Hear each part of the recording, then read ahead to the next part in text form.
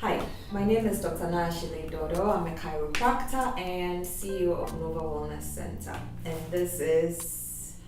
My name is Michelle DORDOR. Michelle is my daughter. People have been wanting to know how to keep the kids healthy whilst they're in school. So I decided to do the short video to share a few things with you all. You can do this as much as it is possible.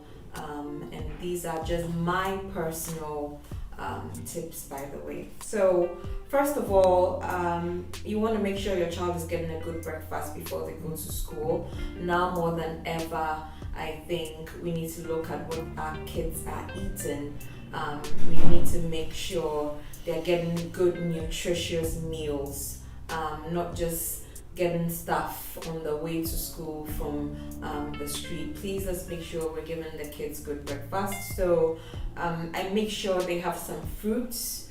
They need vitamin C, lots of vitamin C. So mangoes are in season, pineapples, oranges. So for breakfast, at least just a little bit of vitamin C to start the day.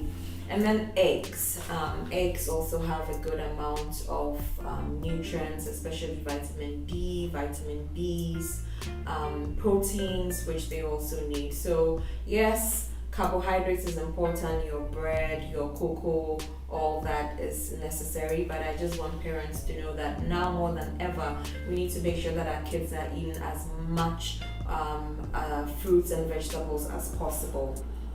And then before they go to school, you want to check their temperature. Okay. So her temperature is reading 36.4.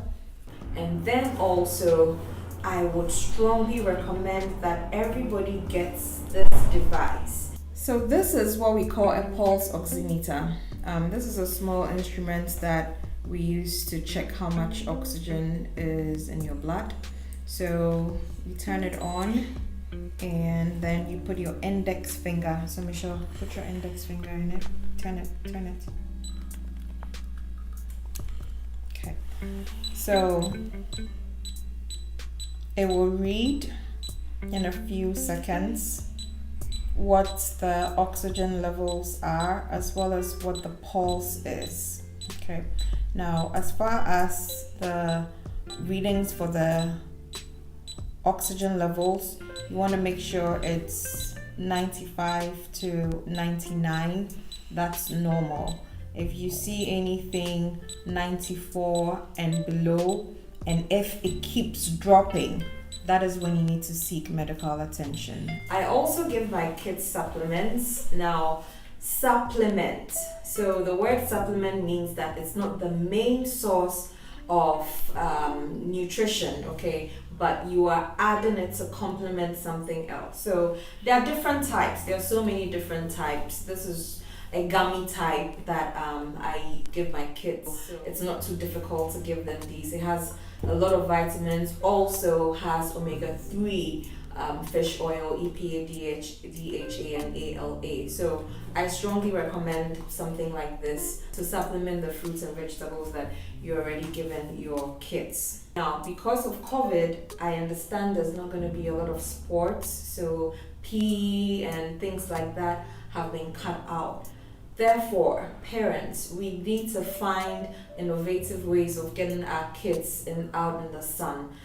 They need that vitamin D. So I don't know if eventually they will start getting out again. Some schools may have enough room or space for kids to still go out and do some activity. I would strongly recommend it, so long as they are not interacting physically with their mates too much. Then I'll strongly recommend that at least maybe they can walk or they can jump around a bit, something, but they need some vitamin D. However, when you're home with them over the weekend, make sure that they're going out in the sun and they're riding their bikes, they're jumping around and doing something, especially around between 10 and 12 thereabout.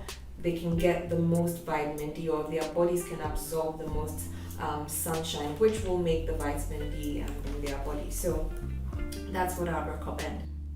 When they get home, you need to ask a few questions. Now, I'm not asking you to be a doctor. However, you need to have an idea of how your kid did at school as far as her body is concerned. Now, you need to find very innovative ways to ask these questions so that it doesn't seem so technical. You also need to use what we call open-ended questions so that you're not getting a yes or no answer. Kids are very quick to say yes or no and then move on. But you need to find a way, a simple way is to use the word how or where, what. If you use these opening words, then you probably won't get a yes or no answer. So some of the questions I'll ask was, how was your chest today at school? And then she would say, it was fine, or I had some pain, things like that. She gets allergies sometimes, so I would ask, how was your nose today? And she would tell me, oh, I had a runny nose, or it was blocked. So it helps me to find out how, if there was any congestion while she was at school. Sometimes there's diarrhea and things like that. Again, I would ask her, or I would ask my girls, how was lunch? How was your stomach after eating? And then I would ask, did you poop? Yes, I actually ask about poop sometimes. Did you poop at school today? And then she would say, yes, I pooped, or no.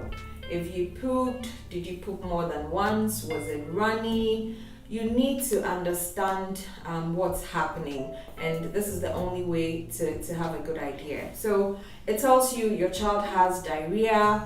If they say, yes, today I pooped 3 times and maybe it was runny or something, then you need to figure out what's going on. Maybe you can speak to their teacher to see exactly what's happening as far as her digestion is concerned. So open-ended questions. Use your how, use your why, use your what, so that you just don't get yes or no answers. I'll strongly recommend that you find a way of giving your kids some ginger, some lemon, which again helps to boost the immune system.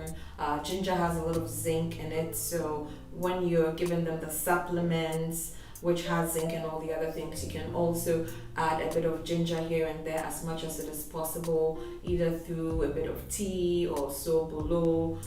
Find innovative ways to give the kids some ginger, and that would also help a lot.